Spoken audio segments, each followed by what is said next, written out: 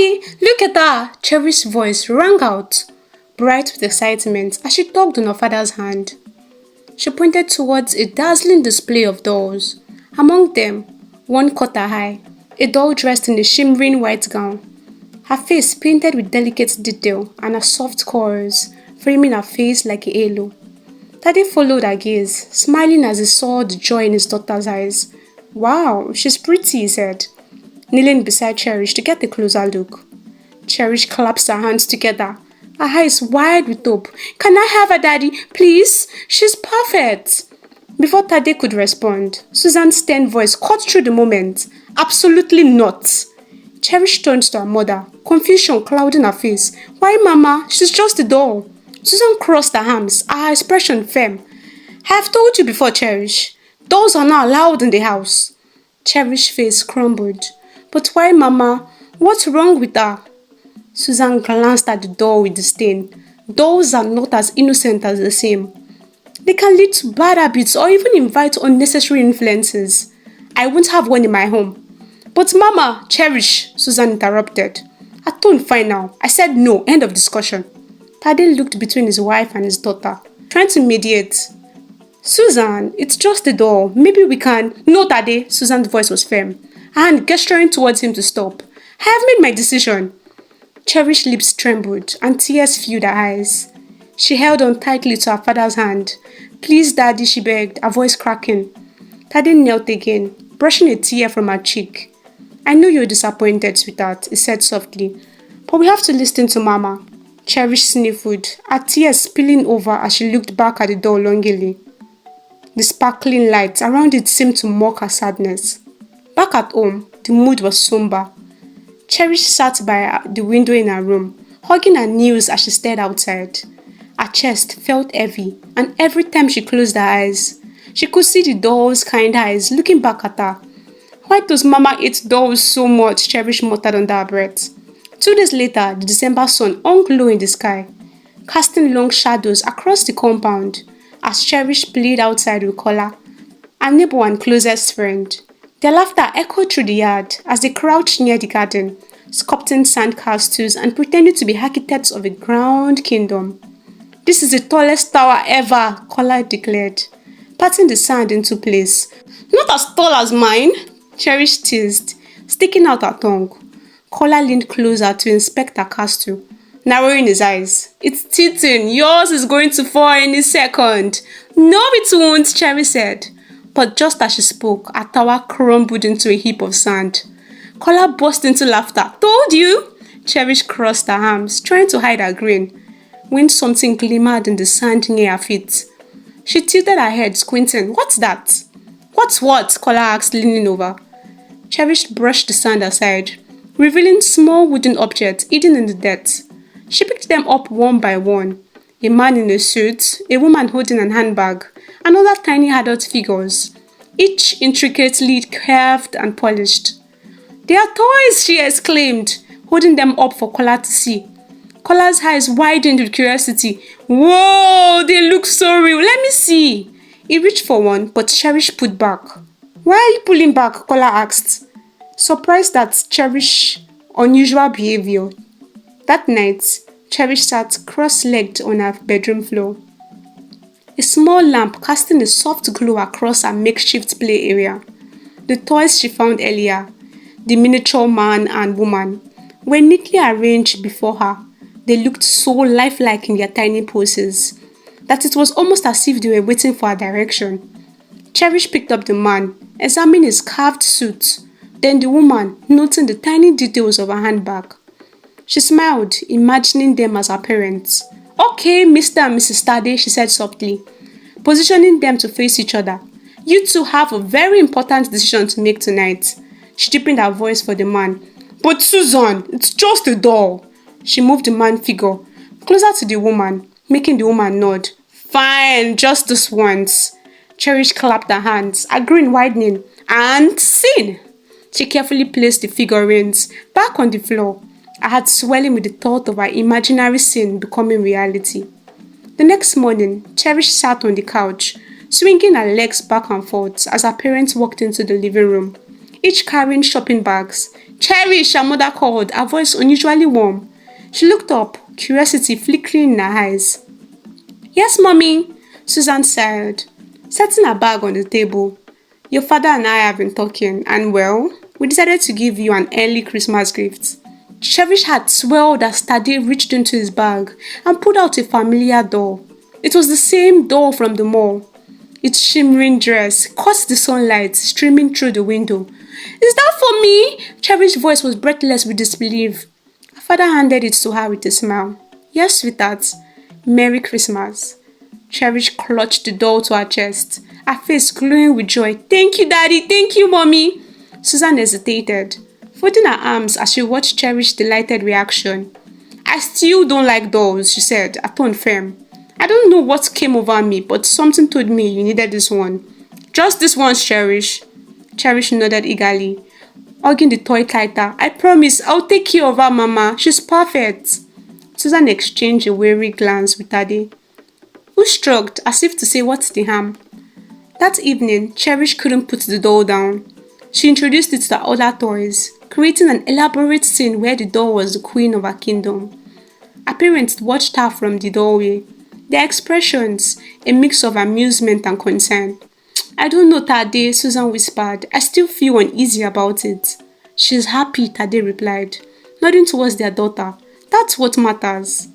Susan sighed, but said no more, retreating to the kitchen where Tade lingered for a moment longer, his eyes fixed on Cherish as she laughed and played. Later that night, Cherish brought the doll into her room and placed it on her bedside table. She turned to the miniature figures she played with earlier, now neatly arranged on her shelf. See, you helped, she whispered to them with a smile as she lay down hugging her new doll.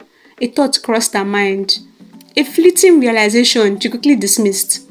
It's almost like they made it happen. But her excitement drowned out the unease and she drifted off to sleep, dreaming of more stories she could create. Little did she know, her playful imaginations with the figurines had only just begun to affect the world around her. Over the next few days, strange things began happening in the house, and the air grew thick with an unease that no one could explain. Cherish couldn't shake the feeling that something was off, but she couldn't put her finger on it. One evening, as the golden light of the setting sun filtered through the windows, Tade came home earlier than usual, something he rarely did. It wasn't the time of the day that caught Susan's attention. It was the way he walked in, his posture stiff yet somewhat dazed, as though he wasn't entirely himself. Susan, I think I need to spend more time with the family, he said unexpectedly, his voice lacking the usual conviction. Susan paused in her movements, her hand still gripping the edge of the kitchen counter, a look of surprise crossing her face. That's unlike you, Tade. What brought this on? She was still stirring the pot of soup, but the rhythmic motion of her wrist slowed as she studied him carefully. I'm not sure. It just feels like the right thing to do, he replied, his brow furrowing as though the words themselves puzzled him. He scratched his head absent-mindedly, his gaze flickering to the window as if lost in thought. Susan squinted at him, suspicion rising in her chest. Right thing to do. What are you talking about, Tade? She wiped her hands on the kitchen towel before stepping closer, her eyes narrowing. This isn't like you. You never come home early and now you're saying you want to spend more time with the family. I don't know, Susan, Tade muttered, running his hands through his hair. Something just feels different. Cherish, who had been sitting on the stairs, overheard the conversation. She couldn't help but feel a strange tingling sensation crawl up her spine. She had been playing with the toys earlier that day, arranging them in the same scenario. She remembered making the man character say almost the exact same thing. I think I need to spend more time with the family. The coincidence unsettled her. That night, as the household settled into an uneasy quiet, Cherish retreated to her room, the tiny toy figures scattered across her decks. Her mind raced. Was it possible? Could her actions with the toys be influencing what happened in real life? She picked up the woman, staring at it for a long time before whispering to it.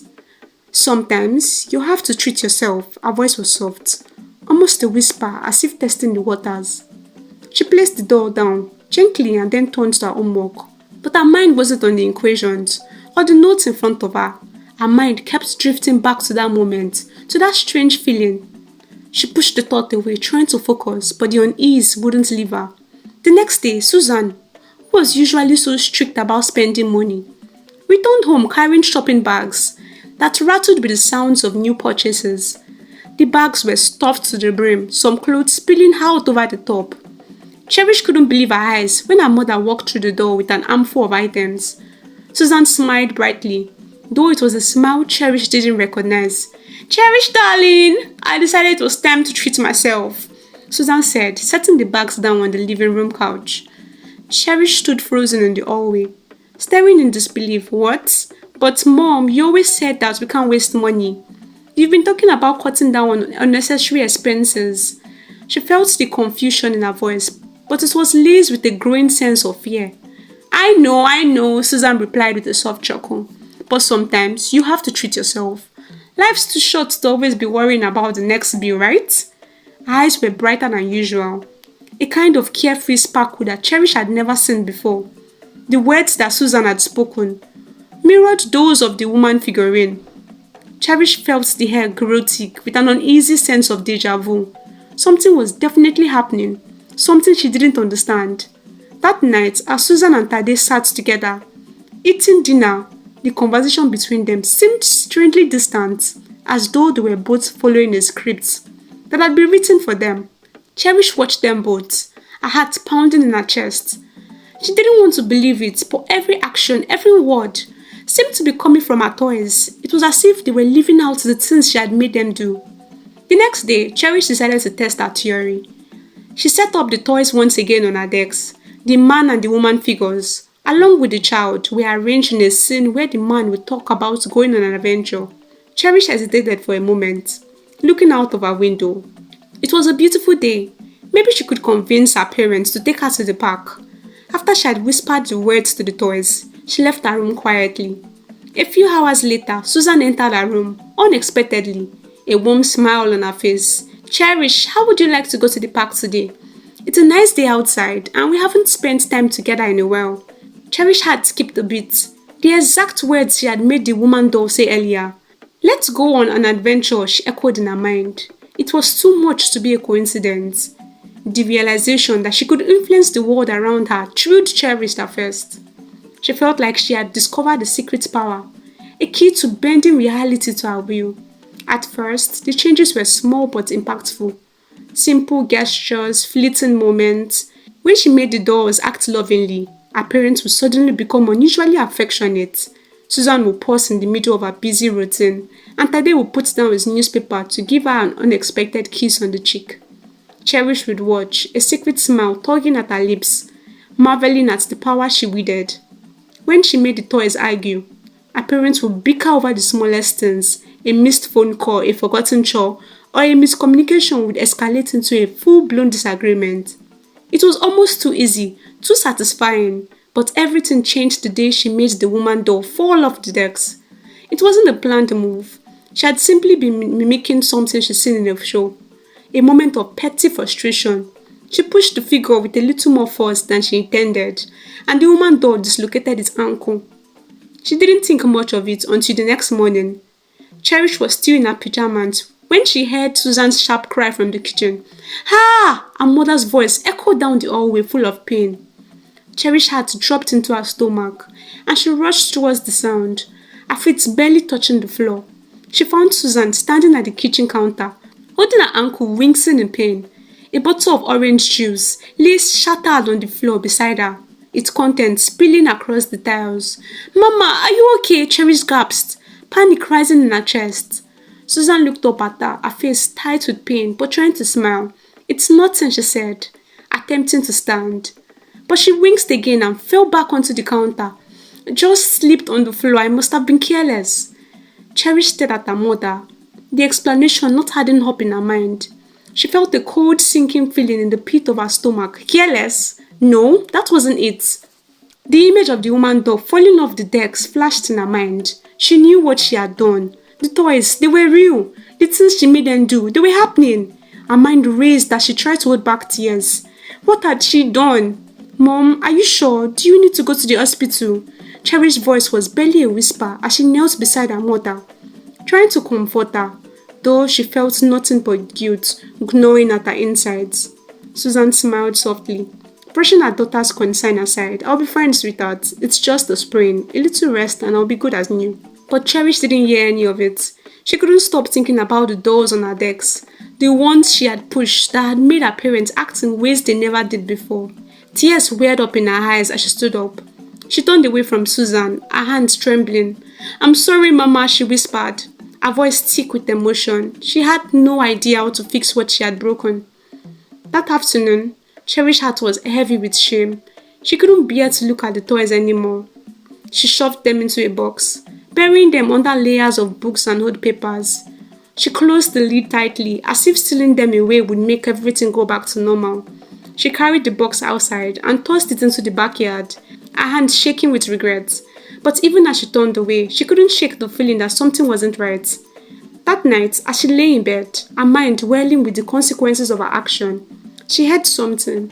A faint sound like tiny feet scurrying across the floor. The hairs on the back of her neck stood up and she froze, holding her breath. There were whispers too, soft and low, too quiet to understand, but undeniably there. Cherish's eyes darted across the room, her heartbeat thundering in her chest. She sat up slowly, straining her ears to listen. The sounds continued, growing louder until she couldn't ignore them anymore. She pulled the covers tightly around her and buried her head in her pillow, praying it would stop.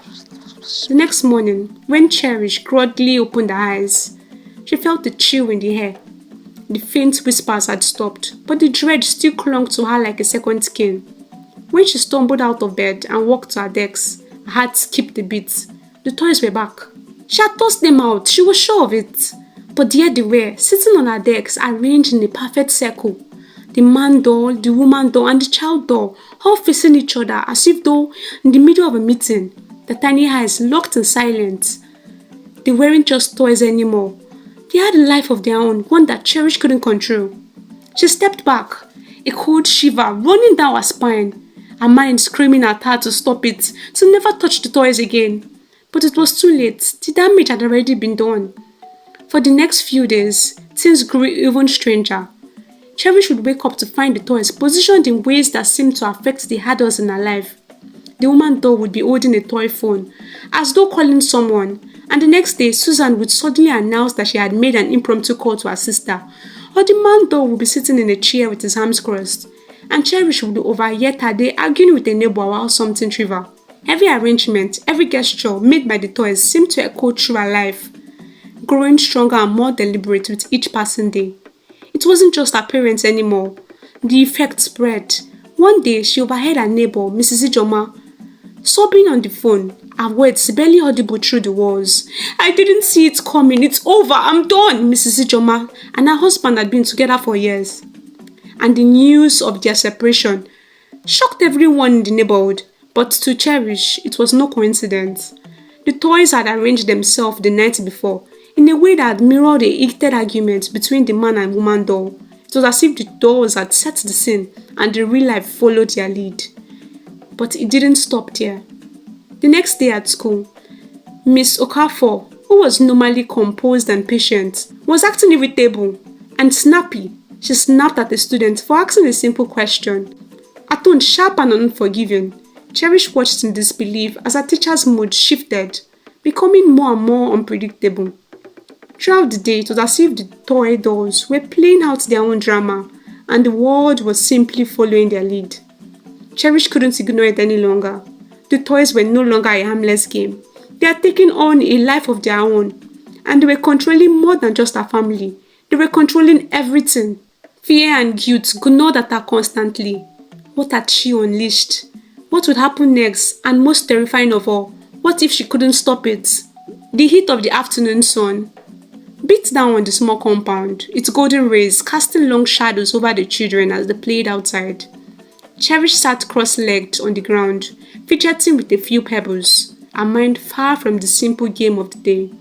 Kola and Amara were nearby, laughing and talking, but Cherish couldn't focus on their conversation. She had to tell them, she had to tell someone what was happening. "Kola, Amara," Cherish said quietly, her voice low but urgent. She was still shaken by the strange events, the way the toys had tormented her family, manipulated her parents, and made her feel powerless. I have to tell you something. Something bad is happening. Kola stopped kicking a ball and turned towards her. What's wrong, Cherish? His voice was full of concern. And Amara paused as well, her expression softening. Cherish hesitated for a moment, glancing around, as if to make sure no one else was listening. The dolls, they are doing things, bad things. They're making my parents fight, making my teacher angry, and other people too. It's like they control everything. Amara raised an eyebrow. A skeptical look crossing her face. Control? Are you sure, Cherish? Toys can't do that. They can't, Cherish whispered, her eyes darting nervously towards the house. I have seen it. They move when I'm not looking. They make things happen. I don't know how or why, but I can't stop it. I think they are controlling me too. I don't know what to do. The words hung in the head, thick with fear. Kola frowned deeply, rubbing his chin in thought. That sounds bad, really bad. You got to get rid of them, Cherish. If they are doing this, they have to be destroyed. They are no good for you or your family. Amara slowly nodded. She shivered slightly. But how? If what you're saying is true, it's like they have their own power. What if they just come back? Cherish bit her lip, the weight of her secret crushing her chest. They always come back. I've tried everything. I even threw them away. But they ended up back on my decks. It's like they can't be destroyed. Her voice was barely audible as the fear of her growing inability to control the situation gnawed at her. We need to be smart, Kola said, a determined look crossing his face. We can't just let this continue to go on. We have to get rid of them once and for all tonight. Amara's eyes widened. What are you thinking, Kola? Kola paused, a spark of determination flickering in his eyes. We'll burn them! The night of Christmas Eve arrived, quiet and cold, with the world wrapped in the stillness that usually accompanied the holiday. The stars hung in the sky, like twinkling diamonds, and the houses in the compound were dark. Their lights dimmed for the night. Inside, Cherish family, like the others, were settled into their own routines, blissfully unaware of the plan taking place just outside their windows. Cherish had to raise as she waited in the backyard, her palms clammy, every second seeming to drag on for eternity. She glanced nervously at the dark windows of her house, listening up for any signs that someone might wake up. Is everyone asleep? Kola asked quietly, stepping into the dim light of the backyard, holding the small bag of toys in one hand. Cherish nodded, her voice barely a whisper. Yeah, they're all asleep. We have to hurry. Amara, who had been standing quietly, clutched a small matchbox in her hand. She was as scared as Cherish, but there was something in her eyes now, a determined glint that hadn't been there before. Let's get this over with, Amara said, stepping forward and carefully taking the bag from Kola. She didn't hesitate as she poured the kerosene over the doors, her hand steady, even though the smell made her stomach churn. The liquids pooled around the plastic bodies of the doors, which laid on the ground like lifeless figures. Cherish swallowed hard, feeling a strange heaviness in her chest. This was it. This was the moment she would finally be free from the fear, from the curse that had haunted her for so long. Kola lit the match, his hands trembling slightly as the tiny flame flickered to life. Without a word, he dropped it onto the pile of toys. The fire caught instantly, burning with an airy intensity. The dolls, their once innocent faces, twisted as the flames licked their bodies, their plastic forms bubbling and melting as they shriveled into charred remains. The light of the fire illuminated the backyard, casting strange shadows on the ground as the dolls burned. Cherish watched, a mix of relief and guilt washing over her. The flames roared, but she couldn't bring herself to look away. The heaviness in her chest began to lift. The fear she had lived with for so long started to fade away, replaced by a strange feeling of calm. Amara stood beside her, her face grim as she watched the toys burn. It's over now, Cherish, she said softly, as if trying to convince herself as much as Cherish. Kola nodded, his voice quiet but resolute. They're gone, no more tricks, no more controlling anyone. Cherish took a deep breath, the tension she had carried in her chest. Finally, I can't believe it, I think we've done it. The fire crackled one last time before it began to fade. The next morning, Christmas Day, dawn crisp and bright. The compound woke up to the sound of church bells ringing in the distance and the smell of festive meals being prepared. But in Cherish's house, things felt different. Quiet, peaceful. Her parents were in the kitchen laughing together over breakfast. A warm, genuine laughter that hadn't been heard in days. Cherish's heart swelled with relief as she sat down at the table, watching the scene unfold before her. No fights, no tension, no strange whispers or movements in the corner of her eye. Everything was back to normal. Later that day, when the family gathered for their Christmas meal, Cherish felt a strange calm wash over her. The heaviness that had plagued her for so long was finally gone, and for the first time in a long time, she felt like a child again. Her parents were happy. She was happy. Cherish realized that she could live without the fear of the toys controlling her every move. Surrounded by the warmth of family and the holiday spirit, Cherry realized that everything had returned to order. The world had righted itself, the toys were gone, and with them, the darkness they had brought into her life. And in that moment, Cherish understood that sometimes the greatest gift was not the toys under the Christmas tree, but the freedom to live without fear. Days passed, and life in the compound resumed to peaceful rhythm. The adults never found out what had happened. The toys were never mentioned again. Everything was back to normal.